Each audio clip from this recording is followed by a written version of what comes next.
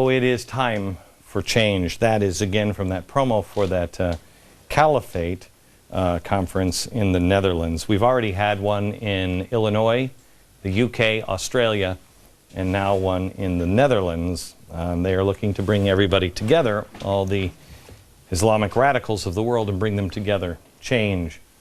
This is actually the Quranic concept of social justice, the highlights and hazards and risks of capitalism.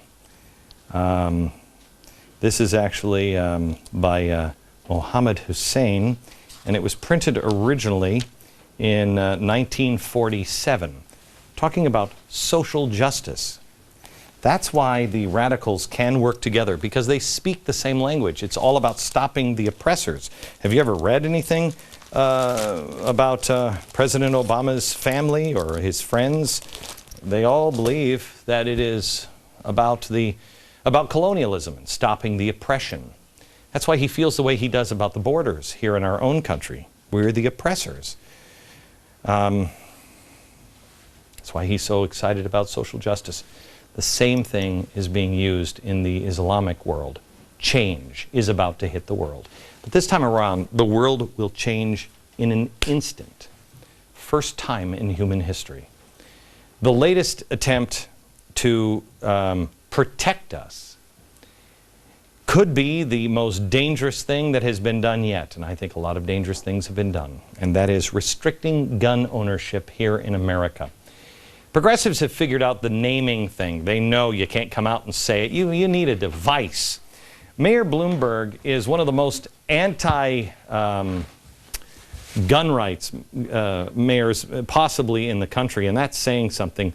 He has pushed more gun regulations in ads by arguing that terrorists are getting guns too easily. Look at the latest effort by Bloomberg. Here we go.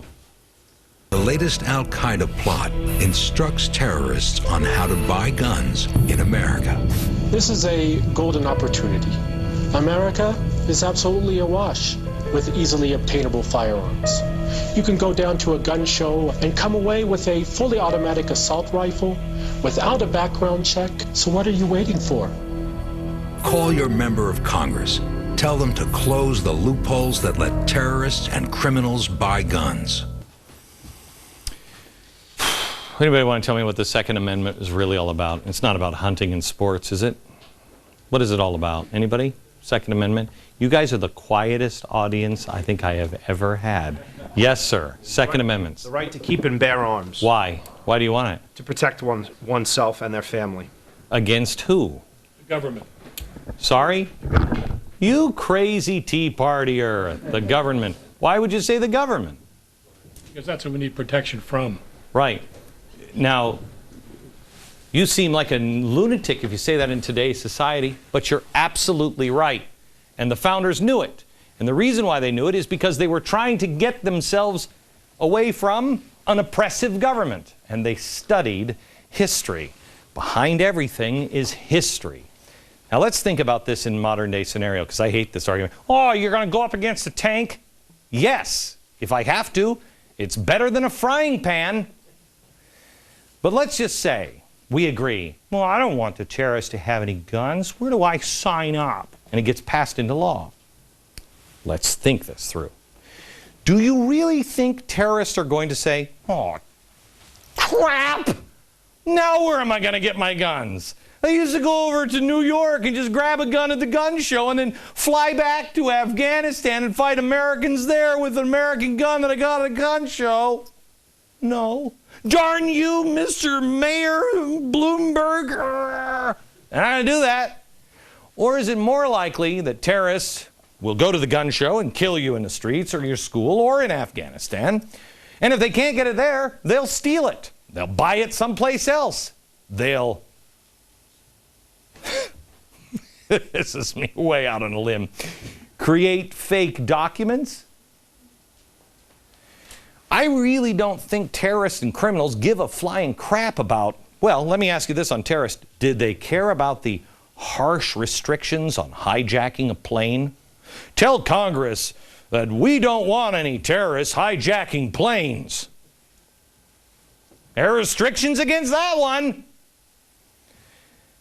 So why is this so important now? Because who is going to protect you? This is the first step that anyone who wants real power, this is what they do. It's what globalists have been trying to do. This is what radicals and communists and socialists have been trying to do for a long time. Hitler, Mao, Stalin, all of them. What do? Take away your right to bear arms. Why? I've been reading an awful lot about what happened in Poland, because I'm going over next week to Poland to do a special on, I'm doing a documentary called Finding Courage. And when I entered this idea, I wondered why more people didn't stand up. You know why? They didn't have a gun. They had nothing to stop or fight the Germans. They had nothing.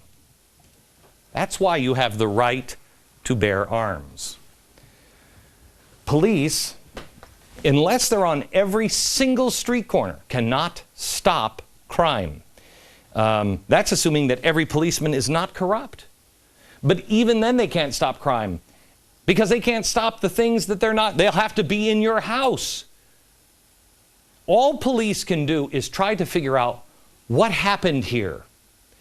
When the system is overwhelmed, and I mean the system on the entire planet, somebody had better be prepared to protect themselves, their families, their neighborhoods, and the freedom of all mankind. Never let them take your Second Amendment right, ever. It is a lie to think that you will be more protected without it. Our leaders don't get it. And that's why you're going to need all the help you can get. That's why you need to be prepared, not with weapons per se only. Sooner or later, you're going to need help.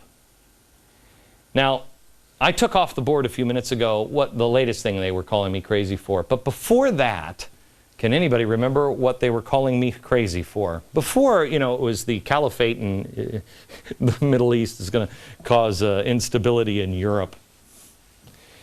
You remember what they said? I was fear-mongering on something. That's one of the other things I wanted to talk to you about quickly here before we move on. I wanted just one more chance to say, please listen to this message before we end this program tomorrow night. Back in a minute.